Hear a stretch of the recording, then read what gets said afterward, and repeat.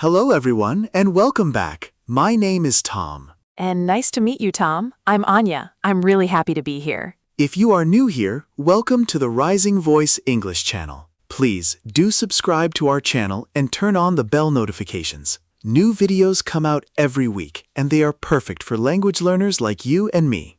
How can I sound like a native at the supermarket, Tom? This is a fantastic question, Anna, and I absolutely love it. In this video, you are going to learn one question and two brilliant ways to use it in real English conversations. One question, two brilliant uses? That doesn't sound too hard. Yes, and let's start with a friendly, real English conversation first. Tom, I have to go to the supermarket this afternoon. Oh, perfect. Because I think that a supermarket is a wonderful place to learn English. Really? I've always felt a little bit lost there. Oh, that's very understandable, Anna, because a supermarket is quite a vast place. I would usually go there and feel like I'm wandering aimlessly through the supermarket. That's exactly what many language students do. But there is one simple way to avoid doing that. Tell me, please, Tom. Tell me what this amazing method is. Well, the good news is that it's absolutely simple, Anna. Tom, what is this brilliant question that you want to teach me? It's a very simple question. Do you know where I can find? Do you know where I can find? That sounds really lovely. Yes, that question is really polite and can be used almost anywhere. It doesn't sound demanding at all. Does it work in every store or only in the supermarket? Mostly in the supermarket, Anna, but it can also be used in many other stores. Pharmacies, clothing stores, or hardware stores, for example. Exactly, my dear Anna. One pattern can be used in many places. Enthusiastically. Now I want to learn this pattern really well, Tom. Perfect attitude, Anna. Let's explore each use of this pattern together. Let's start now. Use 1. Asking a worker to find an item. When is this pattern used, Tom? By Americans, I mean. When we can't find what we're looking for on the supermarket shelves, Anna. Supermarkets are so big, and this pattern saves a lot of time. It's trendy because busy modern Americans don't want to spend time wandering around stores aimlessly. It's much faster to simply ask for directions to the item you're looking for. Nods. Please give me 2 simple examples of this pattern, Tom. Do you know where I can find the rice? Do you know where I can find the shampoo? Do you know where I can find the rice? Perfect, Anna. A worker at the supermarket will simply show you where the rice is, or lead you to it. Can I use this pattern to ask for more than one item? Yes, you certainly can, Anna. Just finish the pattern with the last item you need. For example, where can I find the eggs? Great! Anna, one pattern, many variations. That's brilliant. Exactly, Anna. And now let's look at the second use of the pattern. What if the worker is busy with something else, Tom? Well, you could start by saying, "Excuse me, quick question, Anna." That's a polite way to ask for help, and it shows consideration for the worker's time as well. It does sound polite indeed, Tom, so I like this variation. Gentle words are always good, Anna, in any language, yes? What is the most common mistake learners make when using this pattern, Tom? Well, many learners make the mistake of only saying one word. For example, rice? That can come across as impolite or even a little rude, Anna. It's much better to say the whole pattern. Do you know where I can find the rice? Is much better because it's a complete sentence. It sounds more polite and more natural as well. Oh, yes, that's a much nicer sentence to say, Tom. Use 2. Asking questions about prices and discounts. Tom, how can I ask questions about prices? Great question, Anna, because this is a really trendy topic. Many Americans compare prices carefully before buying something these days, so we can use the same pattern. Do you know if this is on sale? Is an excellent way to ask questions about money. I never knew that asking about a sale was such a useful phrase, Tom. It's everywhere in America, especially around holidays and special events, Anna. Do you know if this is on sale is one example, but do you know when the discount ends is also a good one. What does "when the discount ends" mean, Tom? It means the sale ends on a certain date, and after that, the item will return to its original price. Do you know if this is on sale today? That's brilliant, Anna. I love it when you use your new skills. What is the most common mistake with this pattern, Tom? The most common mistake is to ask cheaply, Anna, because that's an incorrect phrase. We should always ask complete questions in English. So we should say, "Is this the sale price?" It's a short sentence, but it's a complete and polite question, Anna. Oh, yes, complete sentences are always much better, Tom. Talking at the checkout line. What should I say at the checkout line, Tom? That's a brilliant question, Anna, because a checkout line is always a friendly place. Many cashiers start by asking how everything was, for example. Hi there, did you find everything okay? How should I respond to that question at the checkout line, Tom? You could answer simply with, yes, I did, thank you.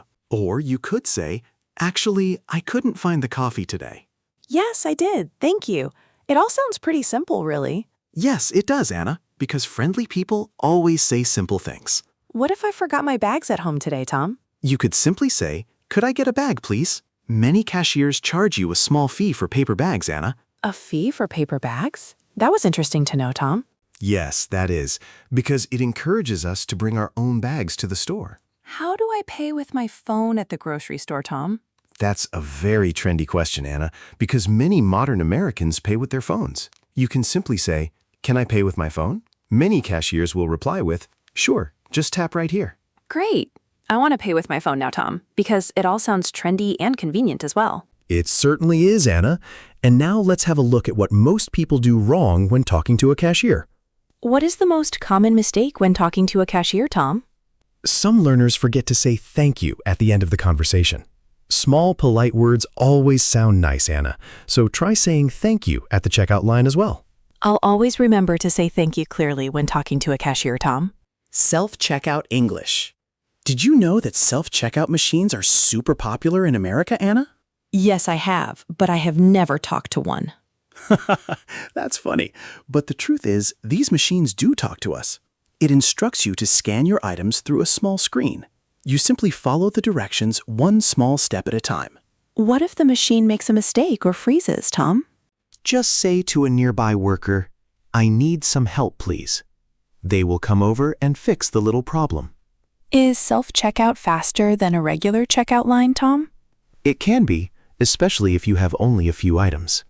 Many young Americans love self-checkout for that reason. So even with a machine, I still need simple English.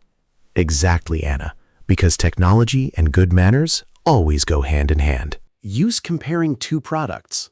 Tom, what should I say if I can't decide between two similar products? That's a wonderful question, Anna, because it's a very common one at the supermarket. You could simply ask a worker or another customer for help. For example, which one do you think is better? Which one do you think is better? I love that question, Tom. It's friendly and casual, and it always leads to a short and helpful conversation. Is comparing products a trendy habit among modern American shoppers, Tom? It sure is, Anna, because many people compare prices, sizes, and qualities before making a purchase.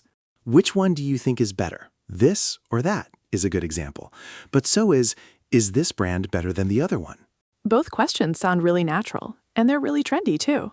Exactly, Anna, because comparing products is a normal part of everyday life. What is the most common mistake when comparing two products, Tom? Some learners simply point at the items without asking a question. Pointing at products works, but it's always good to ask questions in English too. Try asking and pointing. Which one is better? That does sound much better than simply pointing silently, Tom. I agree, Anna, because every little question helps build confidence. Your turn, Tom. Let's slow it all down together. Okay, everyone learning English at home, repeat after me, please. Do you know where I can find the rice? Do you know if this is on sale? Can I pay with my phone? Which one do you think is better? Great, everyone. Now try saying these sentences out loud. Pause the video here and repeat the sentences 3 times together, please. Repetition always helps these sentences sound natural, Tom. Exactly right, Anna, because the muscles in your mouth simply remember the words. Can we do one more full round together, Tom, please? Of course, Anna. I'm always up for more practice on this channel. Excuse me, quick question. Do you have this in blue? Yes, I did. Thank you very much today. Yes, I did. Thank you very much today. Beautifully said, Anna. I really love hearing you speak English. Thank you, Tom. This has been a really helpful lesson so far. One final line, everyone. Say it proudly and confidently. right now.